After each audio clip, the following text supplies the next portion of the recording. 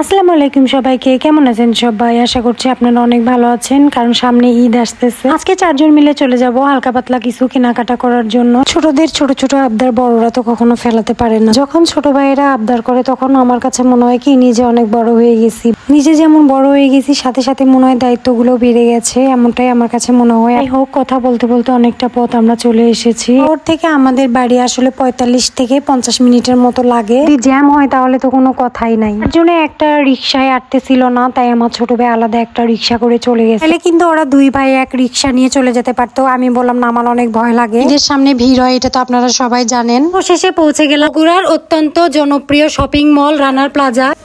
Hello guys, তারপর আপুরা গেল লেডিস কালেকশনে আর আমরা চলে গেলাম জেন্টস কালেকশনে। আমি একটু থ্রি পিস দেখতেছিলাম, ডিসপ্লে করা যেগুলো থ্রি পিস ছিল ওখানে দেখতেছিলাম যে কোনটা আসলে বেশি ভালো লাগবে আমাকে। দোকানদার বলতেছিল ডিসপ্লেতে যা দেখতেছেন ভিতরে আমাদের আরো অনেক কালেকশন আছে, আপনারা চাইলে দেখতে পারেন। এবং অনেকগুলো জামা দেখার পরে আমার একটা ওয়ান পিস পছন্দ হয়েছে, আমি সেই ওয়ান পিসটা নিয়ে নিলাম। কেনাকাটা শেষ করে আমি ছোট ভাইকে ফোন দিলাম। রানার প্লাজা থেকে বের হয়ে আমরা সোজা চলে যাব ইজিতে। ইজিতে প্রচুর পরিমাণের ভিড়। আমি ঢুকতেছিলাম, এদিকে একটা ভাই আমাকে ভিডিও করতে নিষেধ করে যে আপু ভিডিও করা যাবে না। এদিকে কেনাকাটা শেষ করতে করতে আমাদের ইফতারি টাইম হয়ে যায়, তাই আমরা একটা রেস্টুরেন্টে যাই ইফতারি করার জন্য। এর ভিডিও আপাতত এ পর্যন্তই। ভালো থাকবেন সবাই, আল্লাহ হাফেজ।